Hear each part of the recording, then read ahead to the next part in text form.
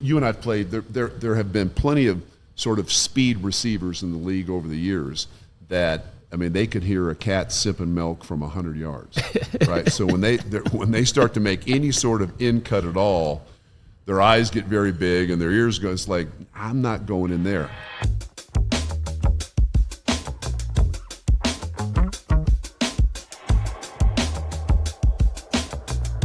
All right, everybody, welcome to the first episode of Broncos X's and O's. I am Bennie Fowler, and this is Dave Logan. You know, this is something that we wanted to do. You and I, we talked a little bit about. We've done some radio shows together. We both played receiver. Yep. You're a little bit older than I am, but that's, I mean, who's going to make that a big deal? Yeah, I think, I have a tremendous amount of respect for you. We've known each other for over a decade now, which is crazy. I am getting older. Yeah. No, I'm excited about this. I think everything you said is true. We've known each other for a while. I called every one of your games when you played with the Broncos, and we've done some work together in the media, and I certainly value your opinion. So I'm anxious to do this on a weekly basis. We'll have a chance to talk about the Broncos and break down some games, and hopefully from a former player's perspective, bring the audience into sort of how we view things on a week-to-week basis. 100%. I've played for Sean. We've both played in this type of offense. I think we know and what goes into the details of playing this position, playing the receiver position at a high level, but what great offenses look like. And I think you've seen that over the years, calling games from the Broncos, and just even seeing other teams that the Broncos have played against, what great offenses look like, what great defenses look like, and then obviously the importance of special teams. All three phases are super important. So how about we just dive into what we saw on Sunday, Broncos versus Colts. Broncos lose. Man, when Sean talked about in the press conference how this is going to be a tough watch, what are your thoughts, first initial impressions? Obviously, you called the game. Let's start with the opening drive here, your reactions and first takeaways.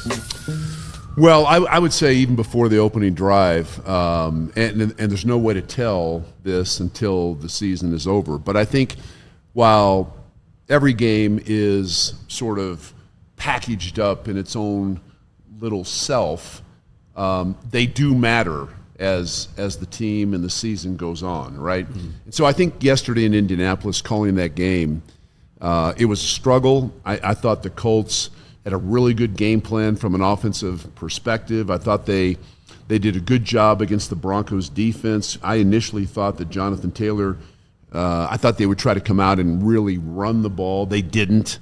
And Daniel Jones was pretty good yesterday. But my hope is that as we get down the road in the regular season and the Broncos are in contention to make the playoffs, that we don't look back on this game and say, boy, that loss in the second week of the season against the Colts is the reason why we're, and then just fill in the blank, sitting here a game out of the playoffs, or sitting here having to win the last three to win the AFC West. And, you only have so many games in which, especially road games, that, man, if you have a chance to win a road game in this league, you got to find a way to win it. And unfortunately, and they had plenty of chances yesterday, but unfortunately they didn't. Yeah, the Broncos definitely made some mistakes, shot themselves in the foot, as Sean said in the press conference. One of the things that I heard from the great coaches that I played for is that when you go on the road, you're down 14. You're down 14 points, and you have to have that mentality, because you're not going to get the home cooking. You're not going to get the calls. And we talked a little bit about this off air. You didn't get the penalty at the end of the game, or they called that. And hey, yes, it might happen on every field goal, but you have to be prepared for those types of situations.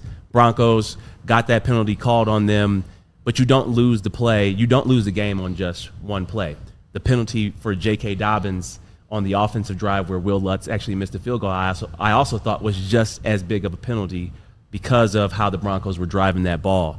So I think, this is going to, or could potentially hurt the Broncos down later on in the season. Chiefs go 0-2. This could have been another step also in that direction to win an AFC game. It's definitely going to be tough to watch. You talked about the defense. Why do you think? I wasn't expecting at all for Daniel Jones for them to be a pass-first offense. Thoughts on that? Thoughts on the Broncos defense and Broncos coverage? Yeah, no, I wasn't expecting to see what I did from Daniel Jones. And as a former teammate, don't take any shots at my guy. You know what? He played well. He played well. I've got to believe the Broncos defense didn't expect to see that either. Even though he was really good the previous week, the Dolphins were so bad on defense that I think you could have rationalized sort of how he played. And I said before the game, I talked about his stats against the Dolphins, and then my qualifier on the air was, but he's playing the Broncos defense today. And the Broncos defense is not the Dolphins defense. I mean, listen, they didn't have one of their better days. And you expect them to be really good every single week. And frankly, in the league over a long period of time, that's not how it works. I mean, even dominant defenses will have a day in which they either don't tackle well or they blow a couple of coverages and you leave guys wide open. And then it doesn't take much for a team to sort of get momentum, especially at home, to start thinking like, hey, we can actually move the ball on these guys. I thought Jones was really good throwing the ball, and I did not think early in that game that the Broncos could generate enough pass rush on him unless they started to bring pressure. When they rushed 4, I never really felt like they got Jones off his mark or made him uncomfortable or uncomfortable enough to start to alter how Shane Steichen, the head coach of the Colts, was going to call the game. And as long as Jones could stand back there and deliver, and he did, and he was accurate with his throws, then I don't think you ever could expect the Colts to kind of come out of that game plan. They did a decent job against Jonathan Taylor until the long run, the 65-yard run. But you knew that with that kind of ability, sooner or later he was going to make a play. You bring up something super important. I watched the film this morning, watching the defense, and I thought, when you see 160 yards of offense or 160 yards rushing from Jonathan Taylor, you think that he was just gashing him. But to be honest, he wasn't. I mean, there was a lot of positive runs in there. But, yeah, the one big play accounts for a lot of those yards. The run defense, they got beat up by the Colts offensive line. And they were getting pushed back a ton throughout the entire game. Daniel Jones seemed to get whatever he wanted. Shane Steichen, we have to give him a lot of credit in terms of the play calls. Pat Certan, I know Broncos country is not necessarily worried, but you never see passes get caught on him or him get targeted. And I want to throw this out there to the Broncos fans who are watching that. There's nothing to be worried about with Pat Certan. I would say 3 of the 4 or 5 passes that he got caught on him, they were making him run across the entire field. That's just a hard thing to stop on a shallow route. I think he got 3 shallow routes caught on him. They're completely across the field. So Broncos country, just pause the brakes a little bit. Don't need to be worried about that. Pat Certan is fine. He had sticky coverage on all those things. What I am worried about are the blown coverages, the missed assignments. Jonathan Taylor catches 2 swing routes where there's no one around him. Tyler Warren is clearly their best player and one of their main targets, big targets. We knew that going in and couldn't cover him, and we didn't tackle well in space. I want to know your thoughts, Dave, just on the things that I just pointed out just now. Not necessarily Pat Certan, because I'm not necessarily worried about him, but the missed assignments, the little details right there with Jonathan Taylor just being wide open on some of these plays. Yeah, I would say this about Certan. I think Broncos fans have been spoiled in a good way with how good and great Pat Certan has been. I mean, he won the Defensive Player of the Year award last year. So we all know of his ability. But, I mean, the reality of it is in this league, there is not a corner in the world, nor has there ever been, that is going to be able to shut down every single attempted pass that the quarterback in the NFL throws to a receiver that he's covering. Right. I mean, there are some really good receivers and quarterbacks. There are some great play callers and schemers. So I'm like you. I don't worry about Certan at all. But you find yourself really, especially even last year, he wasn't targeted very much. I mean, teams just went away from him. And I think he was targeted yesterday, but in a smart way. Mm-hmm. Yeah, as you said, make him run all the way across the field in trail position. So I'm not worried about Certan at all. I thought Indianapolis was really good in terms of a couple of things they did with Tyler Warren on the big play. I mean, the Colts had 4 plays that were longer than 40 yards. They had 4 plays at one point. I looked down; they had 196 yards of total offense on those 4 plays. That's something that, I mean, that's something the Broncos have to get a hold of. They got to figure out, because you can't give up those type, what I call gash plays. Especially on the road, and expect to get a hold of an offense. But I thought the big play, the initial big play to Tyler Warren, they lined him up as a fullback, and then he entered through the A gap, and then ran a little wheel route. So you go back and look at it, and you're not exactly sure. It looks like that's one of the linebackers' covers.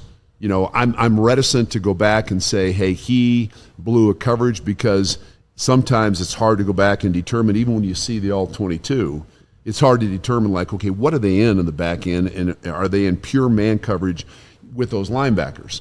But you brought up the point about Jonathan Taylor and 2 times out of the backfield. One definitely was Alex Singleton. He got picked by his own guy, and that was the big play, what I call the rail route, with the back out of the backfield, and he was wide open. You could see Singleton realized that he released, and then he ran into one of his own defenders, and it turned out to be a big play.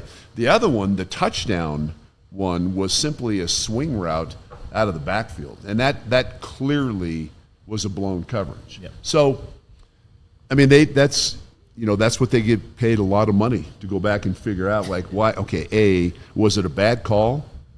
Was it a bad call from the sideline that put our guys in a position where you just can't expect them to make that cover, or was it bad execution by the players on the field? The rail route, certainly, Singleton, that's his cover. Yep. The swing route, I'm not sure, but somebody, I mean, he's wide open for an easy touchdown. Yeah, it looked like Jade was in on that play. Looked like there wasn't communication. I think one of the most important things that I took away from this game from a defensive perspective, there was a lot of looking around after these big plays of, like, hey, was that your guy? Was that my guy? Was that my zone? A lot of frustration. Yeah. Communication is super important.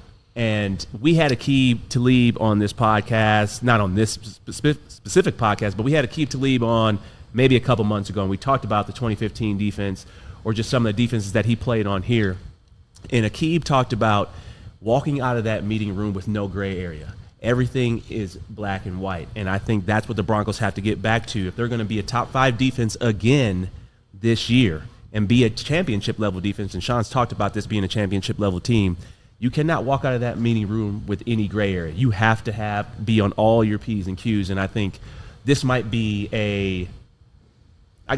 rude awakening for the Broncos defense in terms of, okay, we are very talented. We do have a lot of depth, but we have to get some things in order.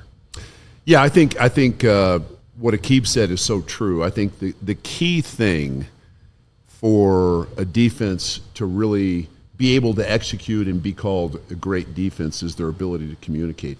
What an offense wants to do, either by formation or by personnel, by movement, pre-snap movement, is they want to force that defense to communicate on the fly. The offense doesn't want to come out and just line up in a formation. The defense recognizes the strength of the formation, who's in, what personnel group is in, and now we just go play. Because the defense usually will win when the battle is like that. So again, yesterday I thought Shane Steichen did a good job, and the Broncos maybe didn't do as good a job in terms of identifying a guy like Tyler Warren. I mean, he's lined up in the Wildcat at quarterback. He's lined up as an attached tight end. He's lined up as a fullback. in the backfield. He's lined up in the slot. He lined up as an outside receiver. And all those things, because he's really the joker, all those things require the defense to acknowledge, okay, when he's out here, how are we treating him? Is he a wide receiver? Is he a tight end? If he's a tight end and we're in some sort of man coverage, somebody else is going out, which is an identifier for Daniel Jones and the Colts defense. So, you know, it was a chess game. I didn't think the Broncos maybe communicated as well as they wanted to on defense, certainly. And again, they had a hard time pressuring the quarterback, I think, just based on how the game sort of unfolded most of the game, unless they brought pressure. And when they bring pressure, a lot of times you're locked in man-to-man. And I thought Daniel Jones was really accurate with the ball. Yeah, we do got to give credit to Daniel Jones. Played really well. The Colts have not punted in the first 2 weeks of the season. Their punter has only been used on a field goals. So Shane Steichen's playing really well. Could Daniel Jones actually be the new Sam Darnold this year in terms of how he played? Broncos got to get some things fixed on defense, especially in the secondary. So let's move on to routes and reads. Let's move down. Let's move on to the offense. Thoughts on Bo Nix, 22 of 30, over 200 yards passing, 3 TDs, all in the first half. What impressed you about his performance yesterday? Yeah, I thought the Broncos offense took positive steps. Right, I thought they were more efficient certainly than they were in the previous week. Even though they lost yesterday, more efficient than they were in the win against Tennessee. Thought the running game was better. You know, I liked the way Dobbins ran the ball. R.J. Harvey, I think, has to kind of settle in as a rookie. Dobbins right now, to me, is your lead back. Excuse me, and a guy that, I mean, he's a good zone runner. He's got good feet. He runs with leverage, low center of gravity, runs with power. So I liked what the Broncos did on offense, and I thought once they got to the red zone, they were good there. I mean, I thought, and I really calling that game, I thought that their execution in the red zone, I thought ultimately might be the difference in the game, because the Broncos defense stopped the Colts. I mean, the Colts were in the red zone 6 times, and the Broncos defense, of those 6 trips to the red zone, gave up 2 touchdowns, forced 4 field goals. And I'm not saying the Broncos defense was great yesterday. It wasn't their best performance. But when you can force 4 field goals out of 6 red zone trips, you keep your team in it, and you give them a chance to win. And I thought the Broncos were offensively good in the red zone yesterday. Yeah, they were 3 for 3 in the red zone. I thought Bo played really well. I was very impressed with his week 1 to week 2. You know, they talk about that. Looked different, didn't he? Looked different. His feet were better. I thought his eyes were better. I thought he had more touch on the ball. When I look back at just the opening drive, the touchdown to Mims, I mean, it was nice ball placement right in the back in the corner of the end zone. I thought he did really well there. I think I saw on social media Troy and Bo getting together, the Duck Dynasty, that duo, you know, really showing showing their next progression, I should say, you know, in terms of who they are, being second-year players. It was good to see Troy Franklin break out. I agree. We'll jump back into that. But I thought Bo played really well. I thought there were opportunities for him to use his legs a little bit more. He obviously had the costly turnover, which you can't have, especially where the Broncos were driving past their own 50. You don't want to see that turnover. What are your thoughts on that ball getting away from him? I know we're going to break that down later, but what are your thoughts on just the one turnover? Yeah, it got deflected at the line of scrimmage. So, and he did have a little bit of late pressure on the throw, which I thought forced him to kind of elevate that throw. But I think, again, football's the greatest game of the world to second guess. As we sit here and second guess stuff Playing all Monday the time. morning quarterback. I mean, it's, you know, so many people love football, have played football at certain levels, and they're passionate about their respective teams, and especially here in Denver. That was a 3rd and 3. I mean, you absolutely have to get points out of that drive. Yep. There's no I mean, there's no alibi, there's no making excuses for it. If that happens 100 times, over 99 times, you got to get points, given the circumstances of the game. Now, would you like a touchdown instead of a field goal? I mean, absolutely you would. But it's 3rd down and 3. And so I think the call is open to at least a little debate on that. But I think, once the call is made, that's Bo has to understand, hey, if I'm going to try to squeeze this thing in to Cortland, I gotta know that ball can get there. Yeah. And it was overthrown and turned out to be an easy pick, and it turned out to be a key moment in the game. It's funny that you say the call that comes in, you got to really feel good about it. When I think 3rd and 3, when I hear 3rd and 3, I'm automatically thinking as a receiver, man-to-man coverage. Colts played zone on there, and they played zone on there, and they passed it off. Yep. And they're running a deeper mesh concept. Cortland's coming over the top, and you got Evan coming underneath. And I think the ball sailed on Bo, and he got pressure there. But I definitely think they're thinking man to man because that's the type of concept that they ran, and I think the Colts got him there.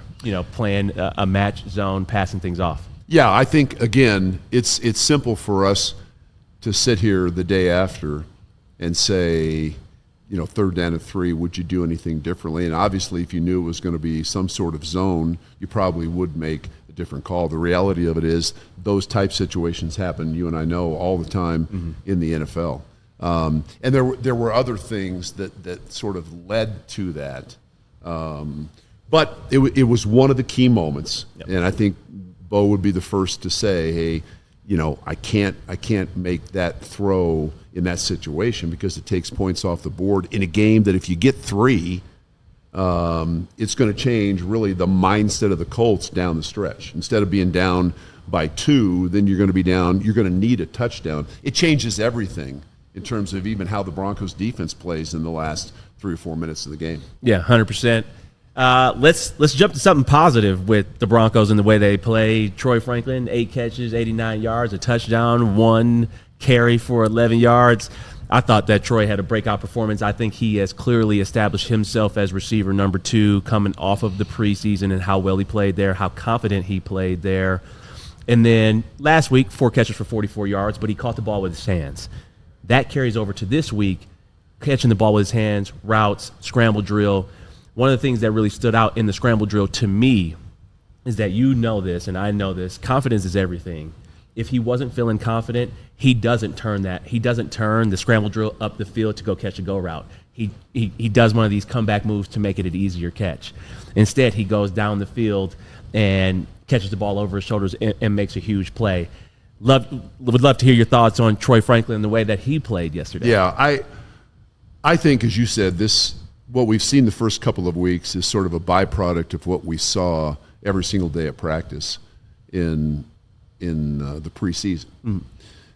He just looked like a different guy. He's added a little weight. I mean, last year, he came into the league and had the reputation of being a really fast receiver. But I watched him in training camp, and I thought, man, oh man, this dude is really slight. Yeah. And I mean, there's a lot of players in the NFL that can run just as fast as you can, and they are physically dominant players, especially in the defensive side of the ball. And I thought, hey, he's going to have a hard time getting off press coverage because he's going to lack the strength necessary to do it.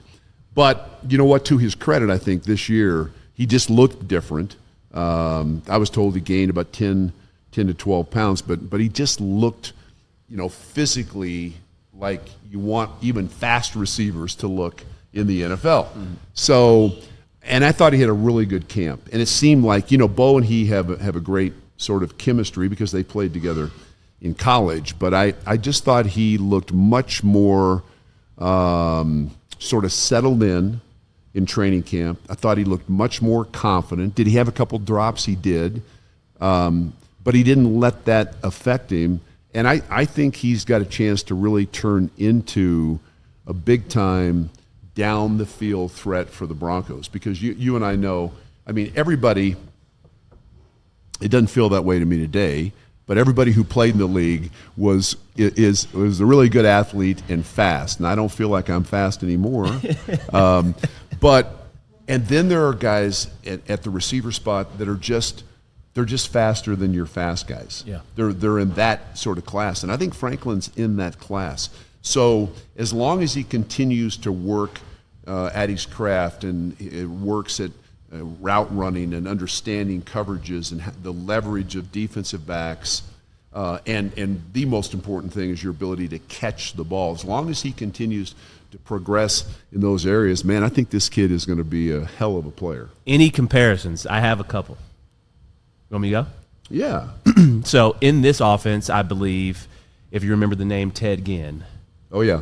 Ted Ginn was big-time fast. Big-time fast. Not Ted Ginn was not a great route runner. No. But big-time fast. So a more polished Ted Ginn. I think Troy's already a better route runner. I think he catches the ball over the middle better than Ted Ginn, but has that type of speed and ability. And if anybody wants to watch an incredible receiver run and pure perfect running form, Ted Ginn is picture perfect running form. I mean, Ted Ginn was a guy you'd line up on the outside of a particular formation, and I never was in the huddle with Ted Ginn, but I imagine that the play call would be something, go deep. Just line up and go, and let me throw it as far as I can throw it. Ted Ginn, incredible speed on the outside. Broncos fans, go watch some Ted Ginn highlights in New Orleans. His dad's a high school coach in Cleveland. Yep, Glenville. Yeah. They got a lot of pros. They got a lot of pros. Yes, they do. A lot of pros. Yes, Frank Clark, Hardy, Ted Ginn, obviously. Yep. They sent a lot of players to Ohio State, so shout out to Glenville. And, incredible program. Emmanuel Sanders. That's what he looked like. Obviously, Emmanuel was young. If you look back at Pittsburgh, Emmanuel Sanders, before he came here, somebody who could fly down the field, make big plays. But that's what I think Troy Franklin could be. Somebody who could take the top off the defense if you gave him man-to-man coverage, but then also becomes that receiver that, can run the curl route, can run the deep over route, can run the basic route in the slot. Yep. And for people who don't know, the basic route is like a 12-yard in cut. Yep. I would say Emmanuel's one of my favorite all-time Broncos receivers. Besides me. When I watched him in Pittsburgh, I thought really good athlete. I mean, incredible quickness, made plays, but I didn't really know a lot about him. What I learned about Emmanuel here, not a very big guy. I mean, slightly built. Had all the things that I described in Pittsburgh, quickness, speed. But what I learned about him was this dude would go across the middle and catch the ball. Yep. I mean, and he got lit up a few times, but he didn't, even with his size. I mean, you and I have played, there have been plenty of sort of speed receivers in the league over the years that, I mean, they could hear a cat sipping milk from 100 yards, right? So when they start to make any sort of in cut at all, their eyes get very big and their ears go. It's like, I'm not going in there. But Emmanuel, man, I had such respect for him because he would go across the middle of the field and got lit up plenty of times, but he'd catch the ball, and I thought that was a unique combination of courage, ability, toughness. And so if Troy Franklin, to your point, turns into that kind of receiver for the Broncos, man, they have got a great young player. Yeah, I think that's what his ceiling could be in terms of him as a receiver, and I think we'll continue to see him more confident. I love the fact that Sean also stuck with the hot hand. He saw that Troy was playing confident. He saw that he was getting open, and he continued to feed him the ball. I think that's one of the most important things as a receiver, to have that confidence and have that belief from your coaches. Yeah, no doubt about it. I mean, again, he gives you you can throw the quick screen stuff to him.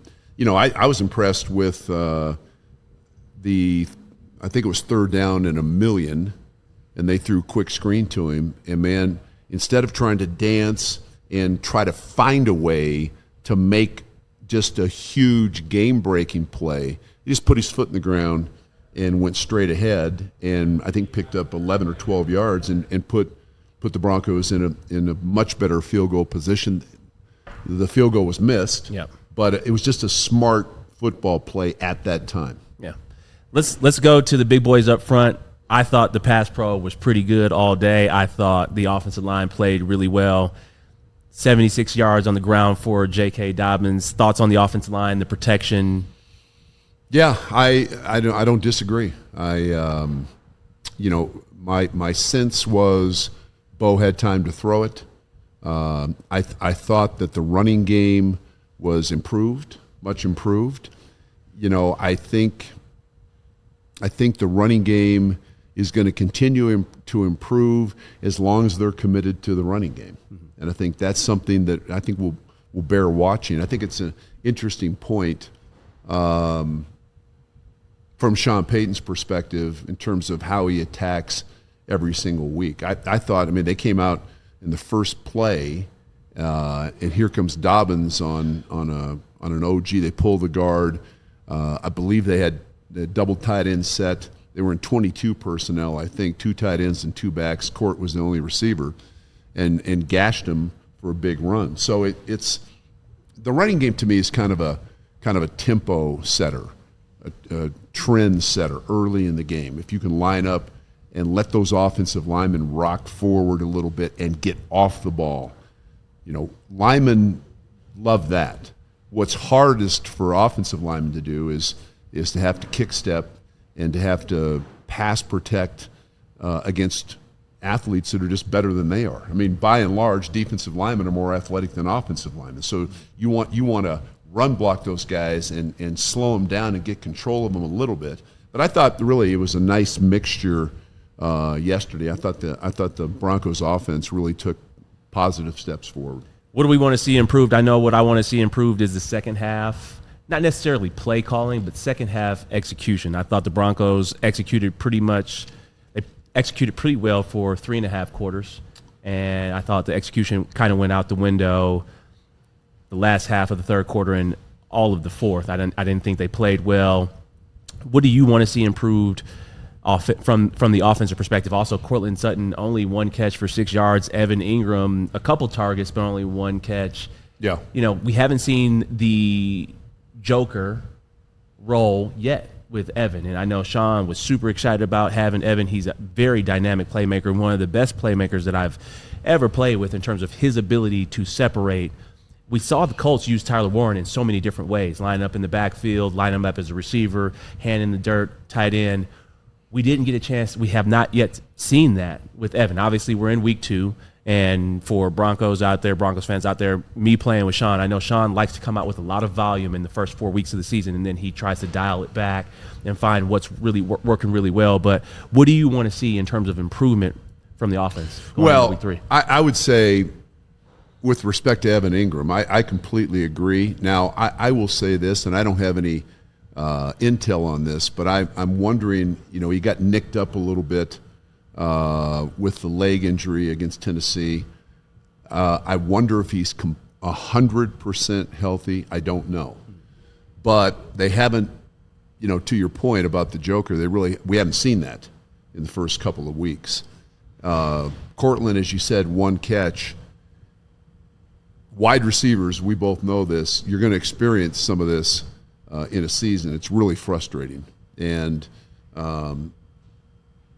when you're just not getting the volume of targets.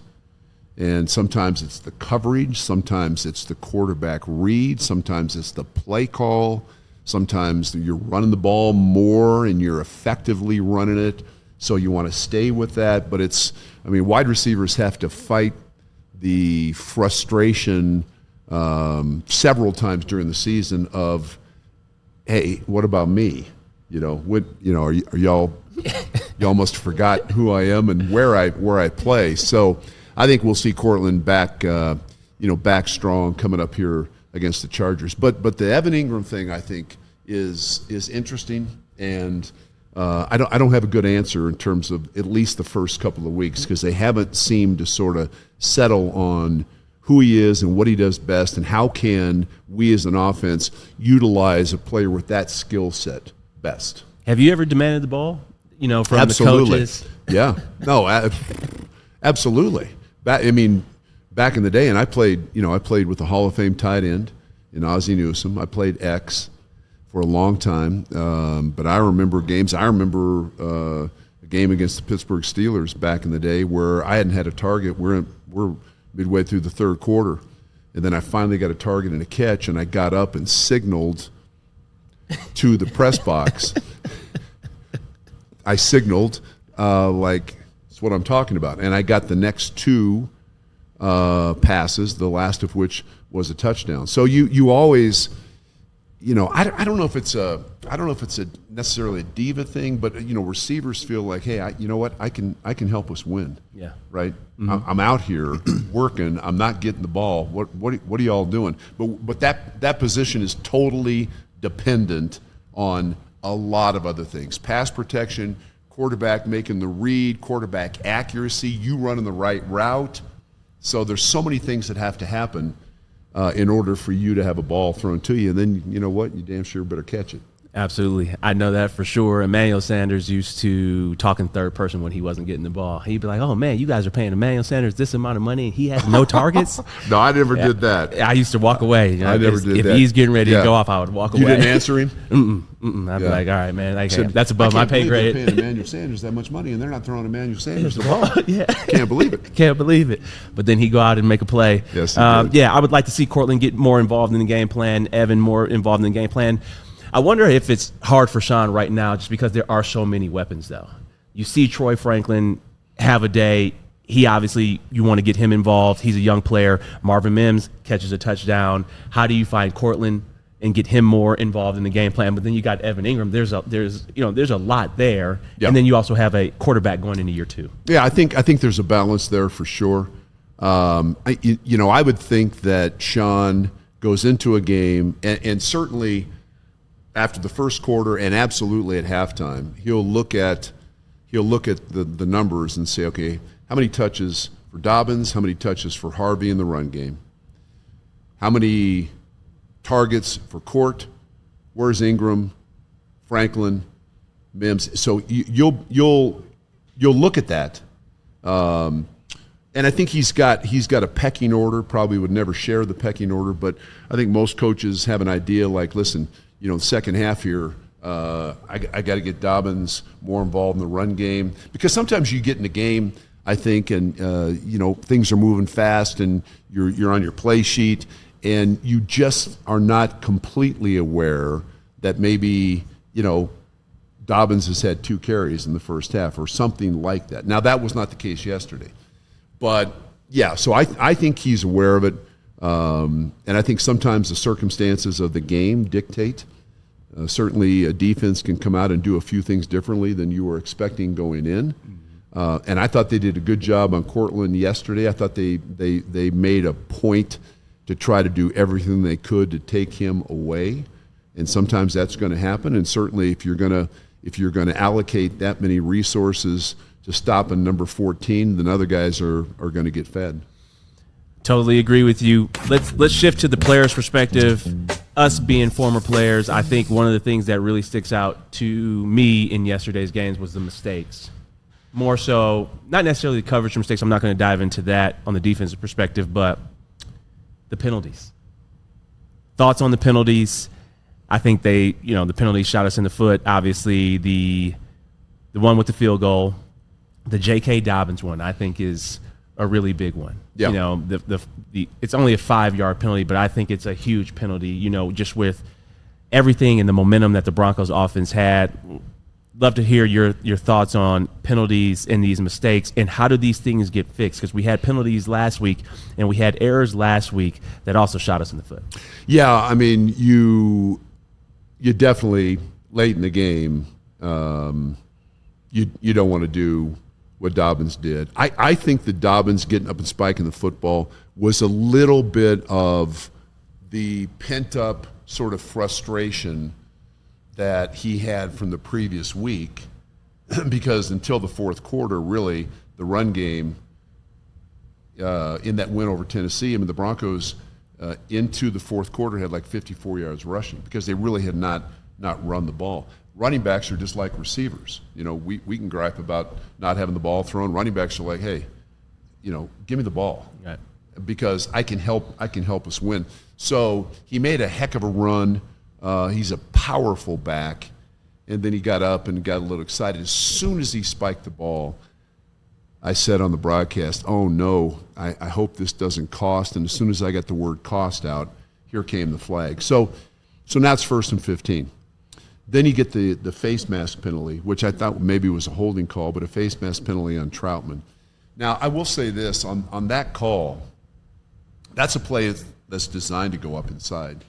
And Dobbins felt like he saw a soft edge and felt like if I bounce this, I'm going to be able to get outside. Sometimes, and I'm not faulting him necessarily, exclusively, but sometimes when you do that, you're setting up your offensive lineman, in this case tight end, for either a holding call or face mask because they're actually inside blocking guys thinking you're going to come up inside. There wasn't a lot there, I didn't think.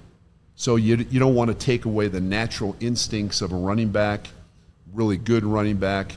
But sometimes you just, as they say, you just got to honk it up inside and get 3 or 4 dirty yards and then line up. But that penalty, back-to-back penalties, and now all of a sudden you look up, it's 1st and 25. You know, 1st and 25, you have about a 4% chance, less than a 4% chance in the NFL to pick up that first down. Not good. Those are things that got to be cleaned up. Not from a coaching perspective. How would your coaches coach you up on that? Or not coach you up on that, coach you up on the penalties, because I think these things, you can't let these things snowball. Yeah. I mean, there are different levels of penalties, right? I mean, there's penalties, there's pre-snap penalties and post-snap penalties, and coaches that I played for in the NFL were really tough on those because those are penalties that you have complete control of, right? Pre-snap penalty, jumping off sides, okay. I mean, we just can't have it. Post-snap penalty, right? Doing something like J.K. did with the ball. You want to eliminate those. You're going to have some penalties in the framework of a play. You're going to have a holding call. You're going to have a PI on defense. You're going to have those type things. But the penalties you can control, you have to absolutely knock those things down. 100%. Those are the things that I think need to be changed going into week 3. And let's jump into the Broncos blueprint. Let's look to the next opponent, which is the LA Chargers. You know, we're taping this on a Monday right now, so they haven't played yet.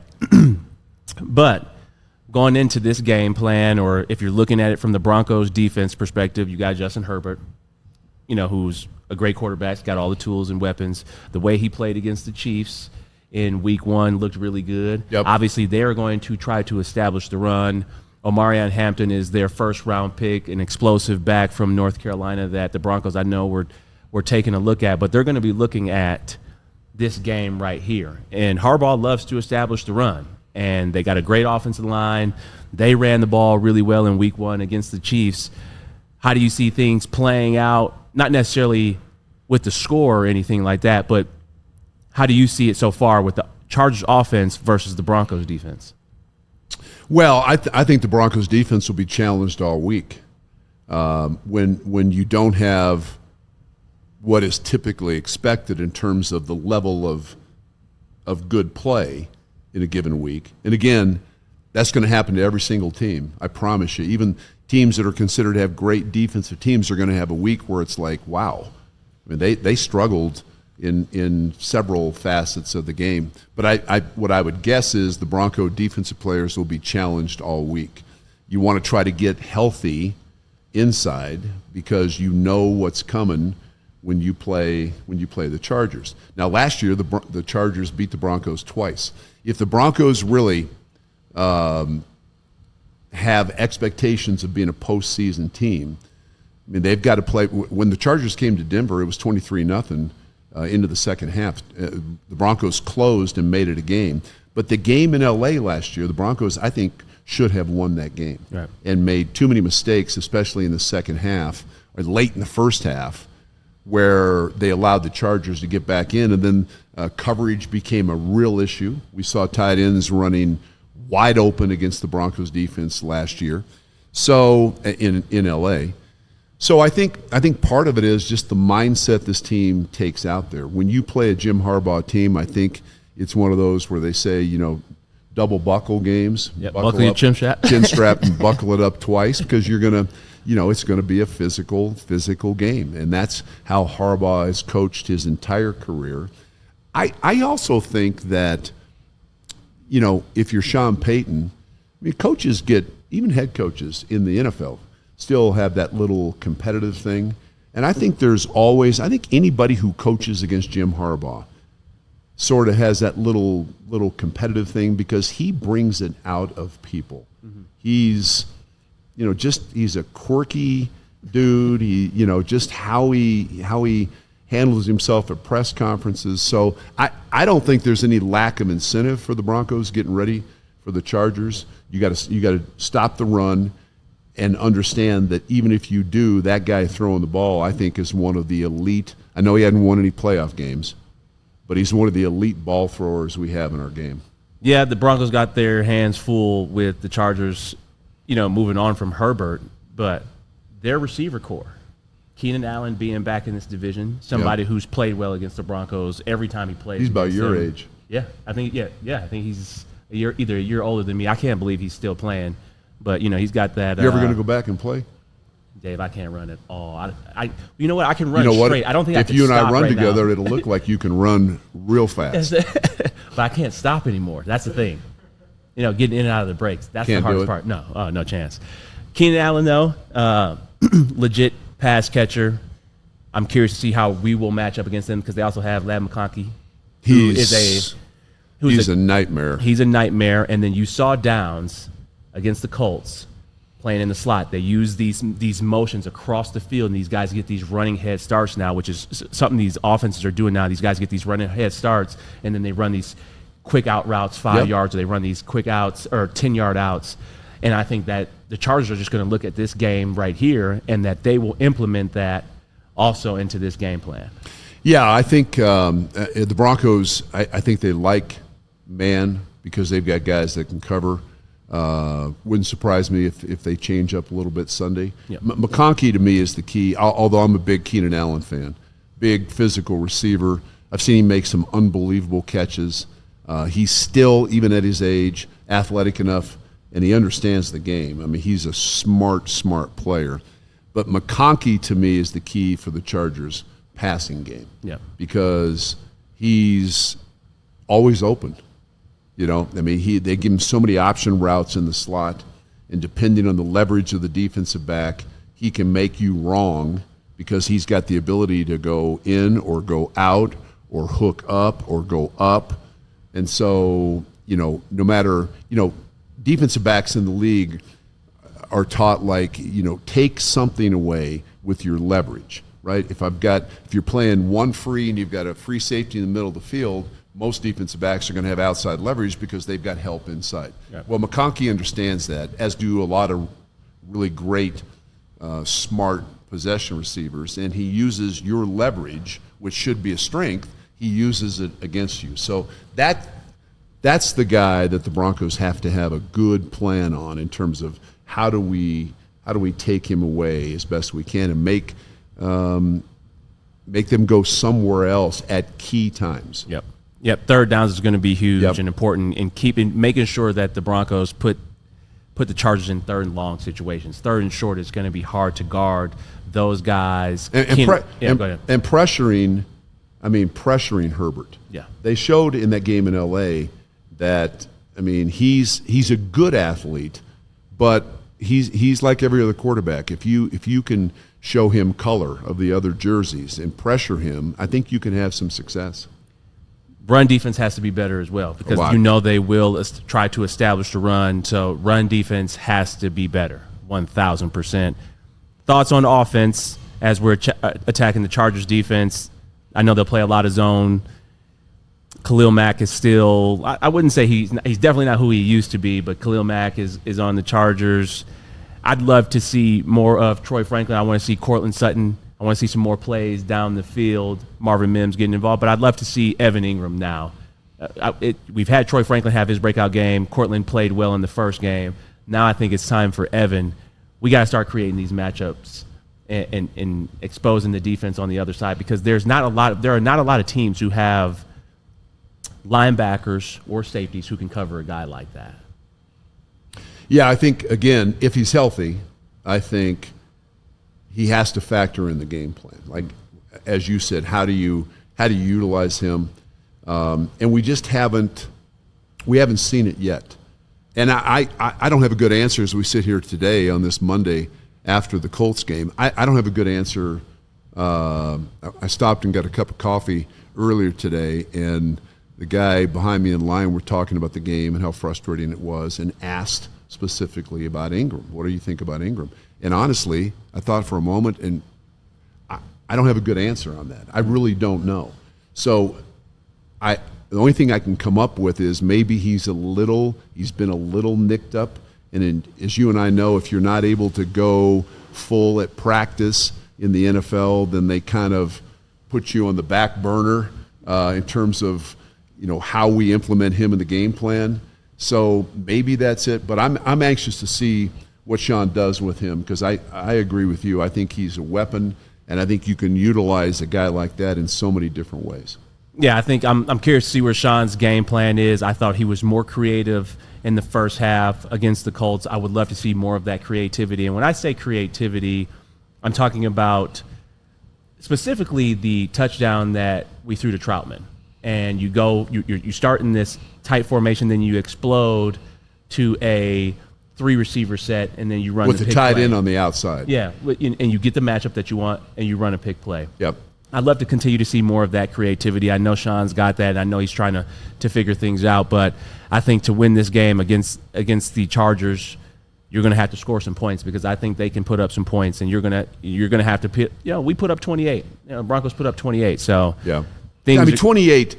Honestly, 28 on the road should be enough to get a win. 100%. I mean, that's just the reality of it. So, if you make the field goal, it's 31. Well, that's right, and we didn't even talk about that. I've never been a kicker, but you got to make a 42-yard field goal. Will Lutz has been really good. That was his first miss of the year, but he's a veteran kicker. He knows better than I do. I mean, you absolutely have to make that thing from 42. Yeah, got to make that. All 3 phases are important. You know that as the coach at Cherry Creek. So, man, this was a great first one. I've enjoyed it. Yeah, man. Enjoyed it. We've got all the answers. we have figured out everything. So, yeah, we got everything. Yeah, we got everything covered right here. Yeah. Hey, Sean. Yeah. What do you think Sean would say when he's watching this show right now? He said, "You guys need to shut the hell up." That's what you need to do. That's what he would say. Well, DNVR fam, Broncos country, really appreciate you joining us. Tune in for more next week. We all silly like the mayor.